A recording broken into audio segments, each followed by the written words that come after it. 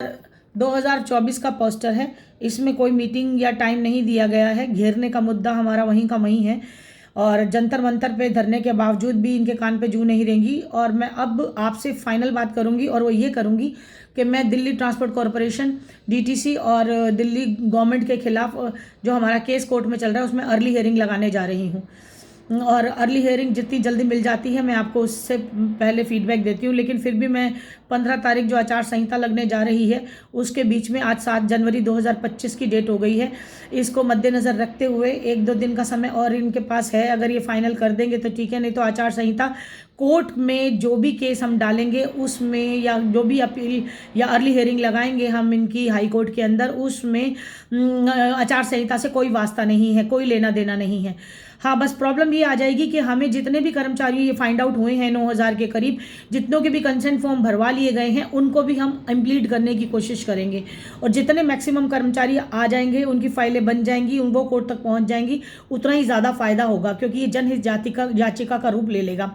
हालांकि हमने order 226 constitution of India writ petition डाली है हमने under article 226 constitution of India. तो भारतीय संविधान की धारा अनुच्छेद 226 के तहत हम जो कार्रवाई चल रही है और जो पिटीशन डली है उस पर कार्रवाई कर रहे हैं। इसको ज़्यादा समय नहीं लगेगा जनहित याचिका बनने में, क्योंकि ऑलरेडी 2500 केसेस मर्ज कर दिए गए हैं, 2500 फाइल्स को मर्ज कर दिया गया है और हर फाइल में 70, 75, 80, 85 कर्मचारी हैं। और मैं आपको एक बात और बता दूं कि आप हताश ना हो, निराश ना हो, परेशान ना हो। वक्त सभी का आता है, वक्त सभी का निकलता है और इंसाफ ज़रूर मिलता है, समय ज़रूर लगता है। मैं ये नहीं कहती कि मेरे जीते जी ही काम होगा या आपके जीते जी ही काम होगा। समय और वक्त का कुछ नहीं पता। और कहते हैं ना कि किस्मत से पहले और वक्त से पहले और किस्मत से ज़्यादा कभी किसी को नहीं मिलता, और जो मिलता है वो वक्त पे ही मिलता है और जो किस्मत में होता है वही मिलता है। तो ये संघर्ष और मान सम्मान की लड़ाई जो चल रही है इसमें मैं जानती हूँ, आप भी जानते हैं कि 12,000 कर्मचारियों में से 9,000 रह गए, 8500 ही फॉर्म भरने जा पाए।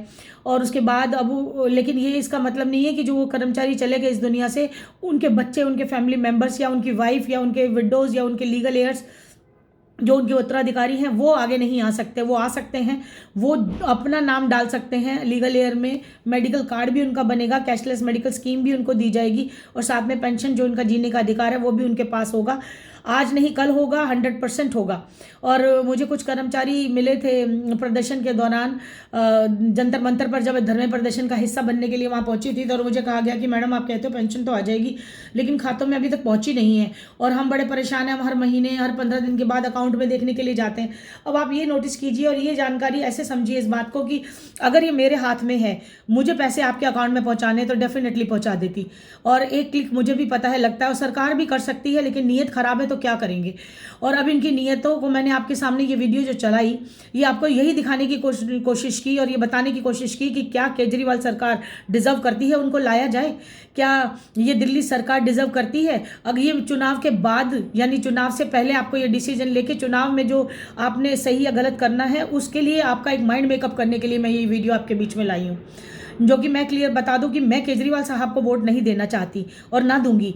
और चाहे उन्होंने वकीलों की पेंशनें कम कर वो दे दी हो, पेंशन तो खैर नहीं, सॉरी, मेडिकल स्कीम के 5 लाख रुपए का वो जो बात कहते हैं, आज तक कभी इलाज तो मिला नहीं है क्योंकि आइज़ में प्रॉब्लम आई, चश्मा लगा तो मैंने बात की हॉस्पिटल में तो उन्होंने कहा इसको हम कवर नहीं करते। और क्या मैं हार्ट अटैक की प्रॉब्लम लेके जाऊंगी तब मेरा इलाज करेंगे, या मैं कहीं एक्सीडेंट करके चोट खा के गिरूंगी तब करेंगे। तो ये पॉलिसी भी ऐसी ही है जो करके दे दी है, अभी तक तो कोई लाभ मिला नहीं है। और बाकी तो मैंने आपको सब चीज़ें बता ही दी हैं। हाई कोर्ट में हम कार्रवाई जल्दी से जल्दी करने जा रहे हैं, उसकी जानकारी मैं आपको अपनी नेक्स्ट वीडियो में दूंगी। इसके बीच में मैंने आपसे जो सवाल पूछे उनके जवाबों की उम्मीद मैं आपसे करूंगी और बताऊंगी कि दिल्ली सरकार को जगाऊंगी। और ये वीडियो जो मैं अपलोड करूंगी इसको मैं शेयर करूंगी आतिशी जी से भी, केजरीवाल साहब से भी, ट्रांसपोर्ट मिनिस्टर कैलाश गहलोत के साथ भी, एलजी साहब के साथ भी, और हो सका तो सेंट्रल गवर्नमेंट के पास भी। जितने भी ईमेल आईडी मेरे पास है मैं सबके पास भेजूंगी, सबके साथ शेयर करूंगी। और आप लोगों के कमेंट बॉक्स में चाहूँगी इस चैनल को आप अपने पास सब्सक्राइब कर लीजिए, इसको आगे बढ़ा के शेयर कर दीजिए। और अगर समझ में आती है मेरी बातें और कहीं लगता है कि एक लाइक बनता बनता है तो प्लीज़ आपकी खुशी होगी और मुझे भी खुशी होगी कि मुझे किसी ने पसंद किया, समझा, सोचा और मेरी बातों से सहमति ली है और मेरे साथ सहमत है, एग्री हैं और मेरे साथ एकता के सूत्र में बंध कर यूं ही आगे बढ़कर समाज को उनका प्रतिबिंब दिखाते हुए, सरकारों के मुंह पे तमाचा मारते हुए, उनको सच्चाई से रूबरू कराते हुए और दुख तकलीफ में परेशान लोगों का सहारा बनते हुए, बुजुर्गों का सहारा बनते हुए, गरीबों और परेशान लोगों का सहारा बनते हुए देखूंगी। और जहाँ तक मैं प्रोफेशनल होकर मैं अपनी फ़ीस ज़रूर लेती हूँ, कम ज़्यादा मेरे हाथ में होता, मैं जब मर्जी कर सकती हूँ, उसका कोई प्रेशर नहीं है। तो मदद के तौर पे मदद की जाती है, जहाँ खर्चा होता है वहाँ खर्चा भी लिया जाता है। तो ये तो जीवन यापन करना है, तो आप लोग इस चीज़ को समझेंगे, मैं भी इस चीज़ को समझती हूँ और समझती हूँ और चाहती हूँ कि आप लोग भी इस बात को समझें, जानें और मेरे साथ एग्री करें।